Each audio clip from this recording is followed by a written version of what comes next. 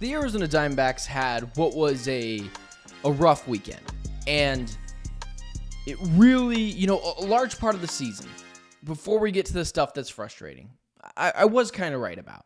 I was right about this team being fun to watch. And if you're not a baseball guy, I was the type of guy trying to tell you, if you're tired of the Suns or the Cardinals at times shortcomings or the Suns shortcomings all the time, and you miss that 2021 Suns team and you just want a team that feels connected, that likes each other, that grew into the MLB together, this is the team you need to watch.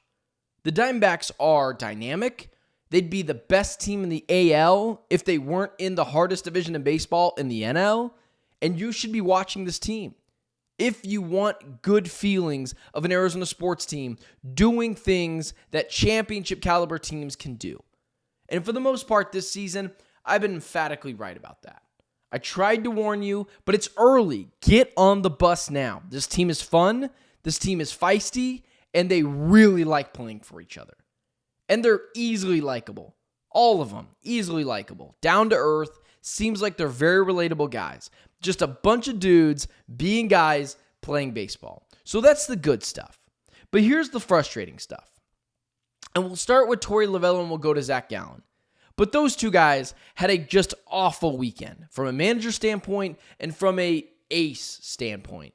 And we'll get to that statement in just a second. Torey Lovullo had one of those weekends where when people say fire Torey Lovullo, I totally get where they're coming from. I'm not on that boat. I want Torey Lovullo to stay the manager. I just need him to go back to managing I just need him to go back to the in-game managing that he was doing in the second half of the season during the World Series run. That's what I need from Torey Lovullo. But what is unacceptable on Friday, when you come back down 7-1 in the seventh inning, your team wakes up and erupts for 10 runs in the seventh inning. You go up 7-11 in the eighth inning, and you lose that game because you solely alone squandered their chances to win. Bryce Jarvis and Joe Mantiply should never be touching the mound in any game that is within 6 runs. Never. Whether they're up 6 runs, whether they're down 6 runs, neither guy should ever be on the mound. Joe Mantiply is a shell of himself. Bryce Jarvis has always been a cleanup guy when things get messy. And so when Torey does that, it infuriates you. Because this team is going to be fighting with the Chicago Cubs for a wild card spot, probably, given the fact that their division is so difficult. So these games matter even more than just a regular Thursday game against the Marlins. So now instead of having the tiebreaker against the Chicago Cubs, you don't. You win that game on Sunday. You should have won that game on Friday. You're not worried about tiebreakers against the Cubs. But now you have to be. Because the Chicago Cubs now own that against you right now. And that's incredibly frustrating to have to deal with at this point of the season. If you are Torey Lovullo, you can't have that happen. Because just like when you come back from a massive deficit, 7-1 in the 7th inning, and you come back and you drop an insane amount of runs, you go up 11-7 in just 1 inning's worth. That can propel you to 8, 9, 10 straight wins. But on the inverse, blowing that lead, ruining your guys' feeling of confidence in you, can turn into 2, 3, 4, 5-game losing streaks. Baseball is weird. It's all mental. And Torey Lovullo can't have that happen. You have to be smarter than that. I don't care about if Justin Martinez wasn't available to pitch. Pitch Shelby Miller then. You have 2 guys in your bullpen who should never touch the field unless it is unless you have to. Unless it is you utterly have to. But outside of a 6-run game, whether you're up or whether you're behind, those 2 guys can't be on the field. And you single-handedly lost that game. And now we have to pray that the Diamondbacks are able to get some cushion ahead of the Cubs if they don't win their division. These games matter. It's not just a random game on a Friday in April against the Chicago Cubs. And those types of things are what separate World Series teams from wild card teams. And you can't have that happen. You just simply can't. And Torey had an awful weekend. And for everyone like me who has been pro Torey Lovullo, and I still am, I wanted to be the manager of this team, he's got to get better at managing games in those situations. Because at this point, this weekend in Chicago, that probably should have been a 6-1, should have been a 5-1, potentially 6-0 road trip, was 4-2. And 2 of those losses came against the Chicago Cubs, and you can't have that. Also, we've had discussions about Zac Gallen before, and I've said this team will go as Zac Gallen goes. And I do still kind of feel that way.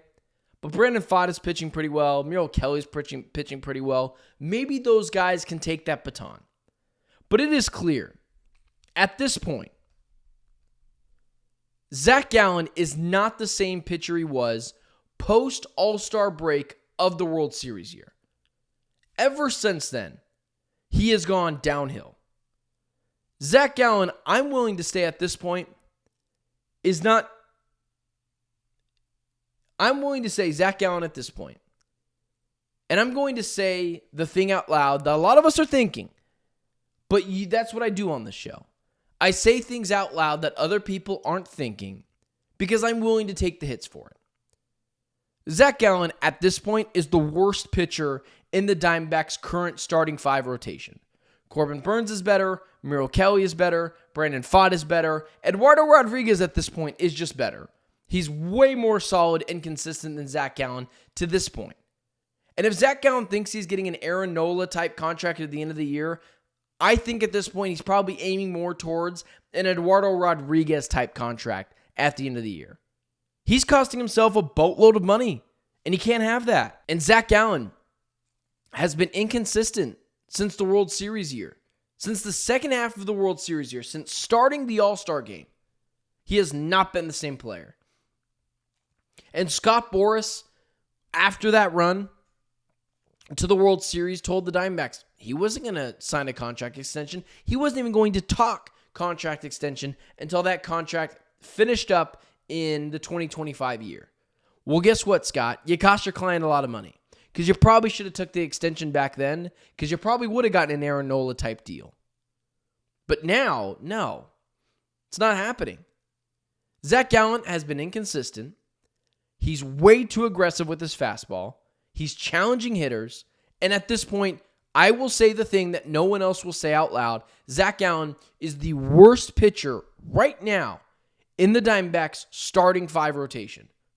Brandon Pfaadt is miles better. Merrill Kelly is miles better. Corbin Burnes is better. And Eduardo Rodriguez, at this point, even though he gives up about 3 runs, every time he pitches, that's about what you expect from your 4 or 5 guy.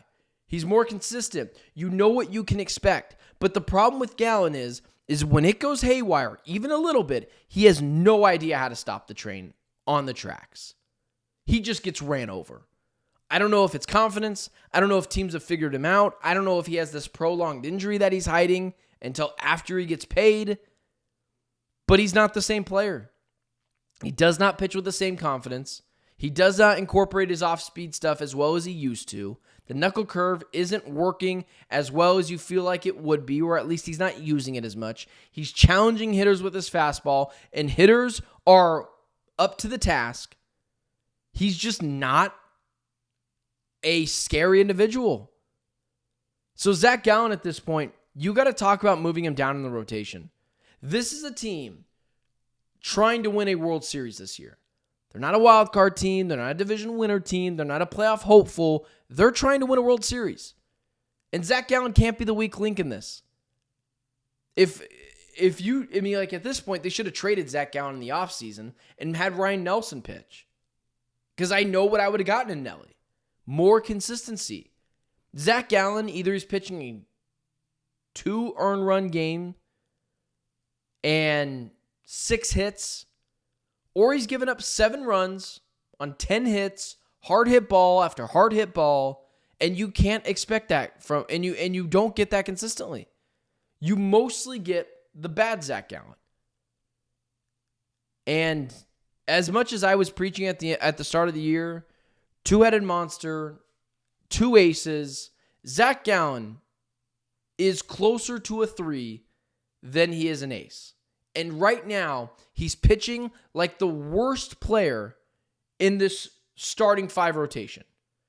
He's pitching like the worst pitcher in the starting 5 rotation. Eduardo Rodriguez, Brandon Pfaadt, Merrill Kelly, Corbin Burns, all better, and it's not close. So if you're Torey, you got to think about moving this guy down. Because I cannot keep punishing Merrill Kelly for being tough as nails every outing, and Brandon Pfaadt for continuously taking that next step, and Eduardo Rodriguez from bouncing back from his rough 2024 campaign because of injuries, just because I want to save Zac Gallen's ego. We already gave you the opening day start, man. We already felt like we gave you your flowers, but you cannot be the weak link of this team. And right now, he's closer to a 3 than he is a 1. I mean, he's closer to a 3 at this point than he is a 2. He's not a co-ace. And until he figures out his confidence, we should have the conversation of if he should get sent back down. And that's the unpopular opinion that you have to deal with when it comes to Zac Gallen. And it's the unpopular opinions you have to deal with when it comes to the Arizona Diamondbacks. Because Torey and Zach both had atrocious weekends.